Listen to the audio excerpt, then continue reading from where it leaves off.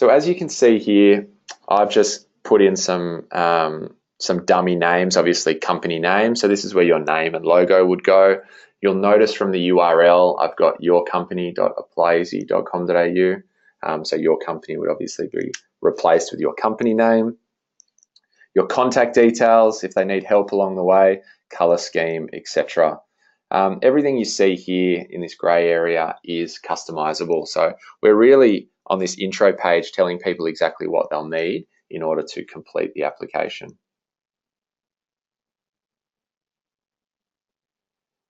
Now, the first thing we're asking for is an ABN. Now, I'm just going to steal one from another company. And what you'll see is why we do that is it allows us to start verifying the entity and collecting data on that entity. Okay, so you can see I've put the ABN in and it's automatically pre-populated the ACN, the business structure, the legal name. All right, so you know exactly who you're dealing with. You're not getting the ABN of a sole trader, the ACN of a company, and then the legal entity name of a partnership. You're dealing with one entity, which is really important from a credit management point of view. If, for instance, I enter the ABN of a trust, I could force the applicant to then enter the details of the trustee. Usually that's the ACN. However, if we wanted to take it a step further, we can actually ask them to upload a copy of the trust deed so you can verify exactly who the owners are of that business. I've just got here profile, so nature of the business. I'm obviously just going to put AC, air conditioning, and credit limit. I'm going to ask for $15,000. So primary contact details. So what I've got here is I will put in John Doe, MD, JD at test.com. So you can see there, I've put in a comma and it's flagged it in red. I'm not going to be able to go forward. I have to actually put in correct ending to an email there, phone number. And in this case, they're asking me for a copy of my driver's license. So this is just to give you an understanding of, we can ask for uploads. So I've selected my driver's license there and that's uploaded it there for you. And I'm going to copy down all the information from above because that's exactly the same. So next page here is director and principals. What I can actually do is partial pre-fill. So Creditor Watch obviously has a lot of information on file that they can pull through just to make it easier, both for the applicant, but also to verify at the end date for yourselves, for the supplier.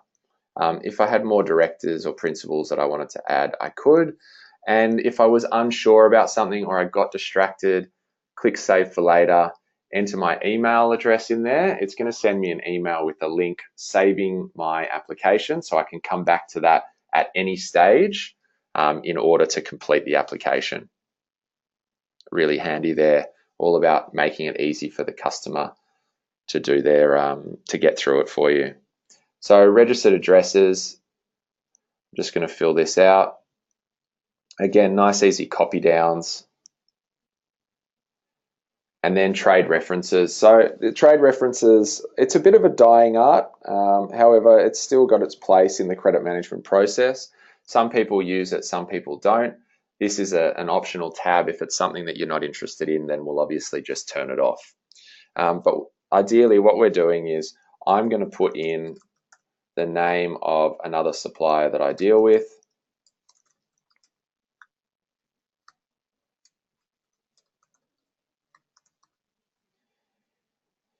And that way, ApplyEasy is actually going to send out an email to John Smith and say, John Doe from Advanced Aircon Design and Construct is applying for a credit application or a credit account with, in this case, it'll say your company. Please fill out the online trade reference form if they feel like doing it, obviously. The second to last page here is the documents page. Again, what I've got here, I've got the privacy policy set up. So I would click the link that downloads the privacy policy. In this case, I'm using the Creditor Watch one. I would sign that and then upload it back in to the application. We can do this for your terms and conditions. We can do it for personal guarantees, director guarantees, anything that you require a hand signature on, we can do it. Get them to upload it. And once they hit confirm, all that information is being sent through to yourself to process it. You're not waiting for them to send a signed PDF through to you, which could take days or weeks or they forget about it. You've received everything you need in order to process this application. So this final page is a confirmation page, so I can go through and go, yep, all of this is correct, hit complete. At this stage where I hit complete is where we fork a little bit in terms of what signature process you want to take, whether you want to take a signed, hand-signed document or more of an electronic route. So I will just leave it there. I won't show you one or the other. It's something that we like to discuss with you just to better understand exactly what your internal processes are and ideally what you're trying to achieve from the signature point of view. So upon hitting complete, that would then send an email to the credit manager or the business owner, the supplier, saying an application has been received, as I showed you before in that email. At the same time, the applicant's also received an email with clear instructions on what's going to happen next or whether there's any additional information required. From our point of view, we now get to approve the application itself. So we can see advanced aircon and design. So all of these links here take you through to the Creditor Watch website to have a look at their live credit report if you wanted to see it. Alternatively, you can access the credit information from within here as a PDF. So it's a time-stamped PDF. You can order a brand new one or jump into the file section and you'll actually see the credit report, which is a credit report that was processed, generated as soon as that application was received. Also, you're going to find the driver's license that was uploaded, a copy of the privacy policy, and any other documents that you might be required, that you might have required the applicant to upload. If you wanted to send a trade reference to someone that you, for instance, is in your industry that you rely on for, a little bit of inside industry knowledge, then you can obviously send it from within here. If you wanted to add any notes to the application, so this is where if there's multiple people that need to approve an application, they can put in notes here. I've done my due diligence. It's up to the finance director to approve now. Okay, so that finance director knows that when they come in, they're going to see that previous note. The other thing I was talking about was the workflow. So I can say AR approved, and if I wanted to, I could send that on to the finance director to get them to approve it, or the MD, for instance. So that's sort of around the workflow that I touched on before. Trade references, you can see that one was sent out and we're still waiting on a returned trade reference from them. However, we can have a look at the others. So one, it's either going to say waiting, view, which means we've received it. So in this case, we can see Rich Smith, lots of Smiths around, from Smith's Chops, has provided a trade reference here. You can see standard trade reference information, trading length, average monthly purchases, any comments, etc. So really handy. Don't have to pick up the phone. Rich has just provided that off the bat. The other one we have though is we flagged as risk. So this information has been flagged as risk because the applicant's IP address matches that of the trade referee. So essentially the applicant is filling out their own trade reference. So we've got some clever tech in the back there that will flag any sort of fraudulent activity that might be happening. Credit info, you've got access to all your Creditor Watch reporting. We can automate that for you based on rules. Credit app itself is obviously the PDF that if they were signing it, hand signing it, this is an example of what they would see. And then we've got the decision. So we have some basic rules set up in the background this application has come in and it's come back as reject. Now by clicking on reject, I can see why. So we can see when they started trading. So they've been trading for almost 6 years, no defaults, but they've got multiple insolvency notices, court judgments. So auto decision reason is reject because of the status and also the judgments and when the decision was made. So in this case, we would look at it and go, you know what, yeah, we're going to reject this. They're not the sort of company that we want to do business with. We do have a refer one here though, and that would give you the referral reason. So referral reason is obviously trading length. So they've been trading, inside of 2 years, for instance, or 3 years might be the rule that's set up. And then you can make the decision there.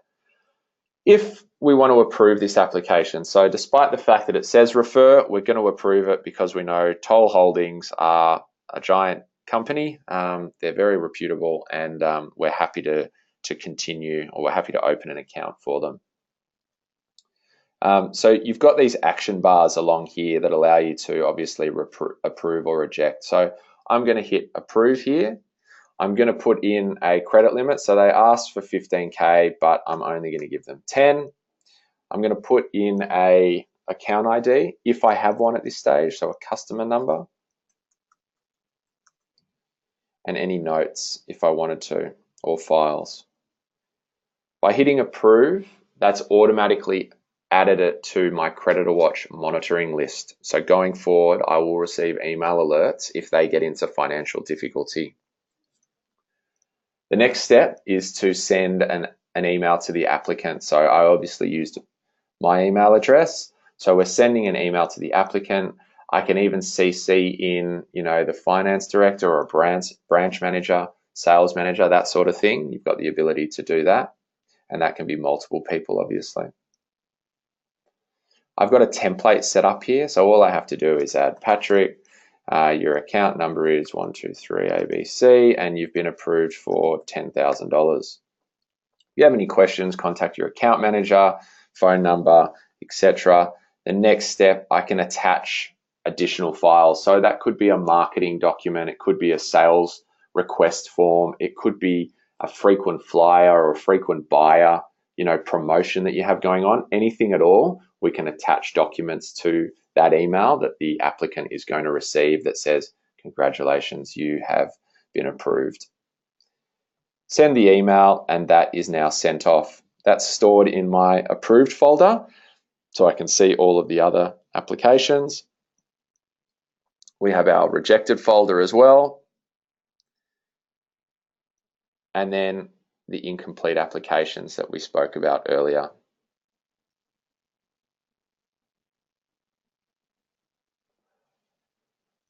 So that really takes us to the end of the demonstration of Apply Easy. That demonstration obviously covers the vast majority of, that covers the basics that every single company needs for an online credit application to work.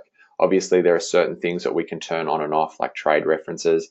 If you didn't want auto decision on there and you just wanted to make your own decision, that's fine. We obviously work with you